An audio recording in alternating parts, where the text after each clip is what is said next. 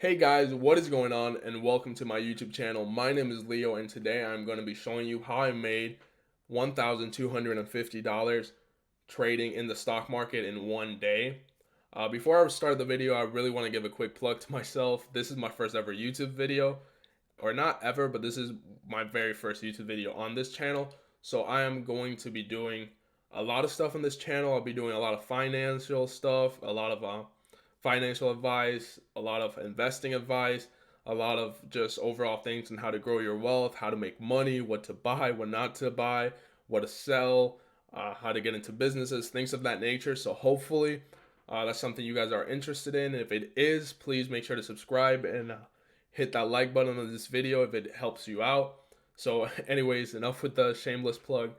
Let's get straight into the video. So the stock I'm trading today is it's MRO, or that's a ticker symbol. They're an oil stock. If you keep up with the market, oil has been diving, but this was all a little before that. I did this trade on March 19th. Um, or really, it's a swing trade and day trade. So I did it on the 18th and 19th because I held a position overnight. So anyways, most of the money, or all of the money, really like pretty much half of it, came from day trades. So let's get into it. I just want to show this really quick. This is just opening and closing positions, so I show you guys I'm not lying. Uh, the first stock I bought 2,000, or the first trade I bought 2,000 shares at 381. I ended up selling those shares at 390. As you can see, that's the closing position. So mind you, I also opened another 1,000 shares. I ended up selling these thousands at 387. These 1,000 shares, and these are 2,000 shares. I opened at 356 and sold at 387. So if we do the math really fast, that's 356 closed at 387. That's 620 bucks. Then 381, I sold at 390. That's 180. And then 354, I sold at 387. That's 330. These, I had 2,000 shares here that I sold at 390, so that's why it's 180 bucks. Here, that was only 1,000 shares, and here, if I remember correctly, I think those were 2,000 shares. Yeah, they were. There were 2,000 shares here. So if you do the math, it adds up to all of that. Just wanted to give a quick outline. Again, if you want to look at this for yourself to make sure I'm not lying, go right ahead. Also, I took a big loss there, but we're not going to talk about that. Let's move on and let's dive straight into the video before I get to rambling. So I had opened the positions, and really it had this really big bounce. This is why I sold the first position at when at the 381 to 390.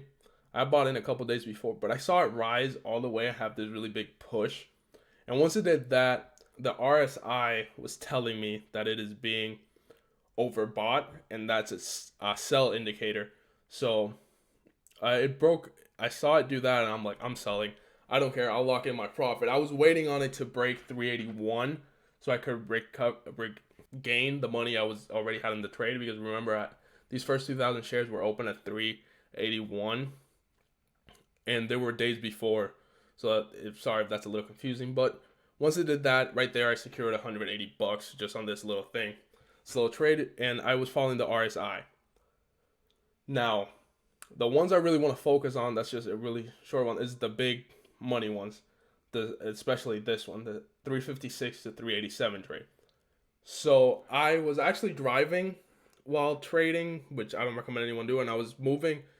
My school shut down because of the whole Corona thing, so I was moving from Minnesota back to Tennessee where I live.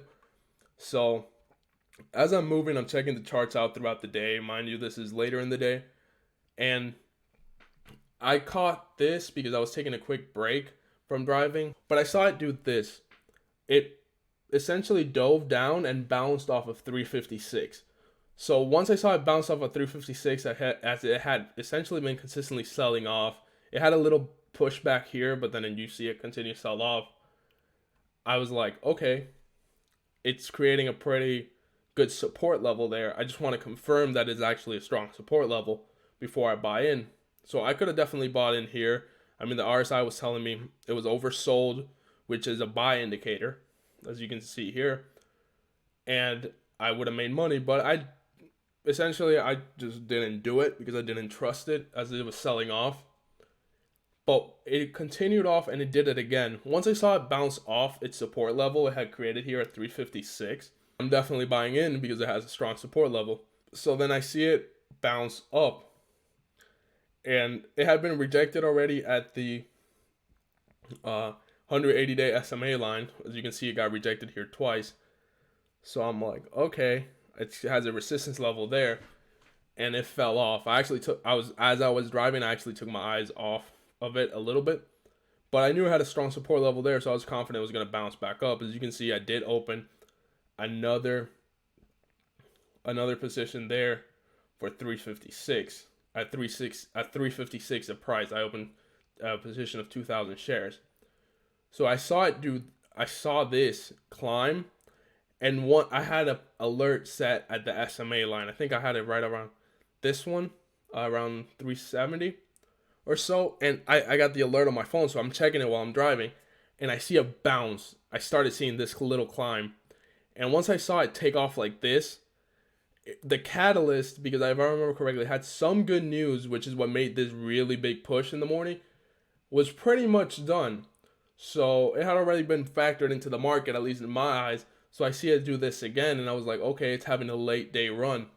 So I see it climb. Once it reached that trade right there, was actually me. I managed to sell at the peak of this mountain, and I ended up selling 2,000 shares at 387, which meant that I just locked in $620 profit. And the reason I did that was because, well, it broke its resistance level. I'm sorry about that. It broke its resistance level, and the RSI was telling me that it is being overbought. I should most likely sell because the demand's about to run out. So I completely sold and I racked in my profits there. And I ended up closing the whole position. Remember, I was up. I did open it about. I did have another position at 354. So I opened at 356 and I had another position of 1,000 at 354 and 2,000 at 356. So once I did sell all of that, I ended up making the profits here. So just all in all, I'm up $12,030 on the day, or something like that. Sorry if my math is a little wrong. It's pretty late at night. So anyways, yeah, so that's really how I was able to do it, guys. I was able to look at the support level. I was able to analyze the RSI, and I realized that just following those indicators and doing what they're showing me that's most likely going to happen is when I decided to buy and sell. And in doing so, I was able to make pretty decent amount of money in just one day trading while I was pretty much driving the whole day.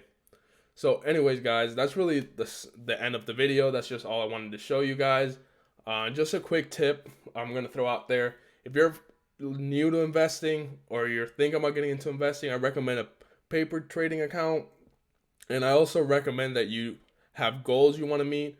So have how much money you want to make in a day. And personally, I recommend making percent return goals rather than money, because if you set $100 a day and you're only trading with $100, you're not gonna make that money. More likely than not, that's 100% return on investment. What you really want to look for is percent returns, like 5-10%, and those are pretty aggressive on a realistic note. If you play a very conservative, aim for around 1-2% on the day. And mind you, I'm trading, these trades took place with about $10,000. So that's really why I was able to make so much more money than a lot of people do. And I mean, it's not so much more than a lot of people. There's a lot of people that make more money than I do. But if you're trading with $300-$500, you're more likely than not going to be able to make these returns because you just aren't trading with enough money. So I highly recommend you decide to trade with a percent, or you go in with a goal of having a percentage return rather than an actual amount. But yeah, anyways, guys, with that being said, thank you so much for checking out my YouTube channel. I hope you have a great day. Hope you learned something. Hope this helped you. If it did, please make sure to subscribe and hit that like button. Thank you very much again, and peace out.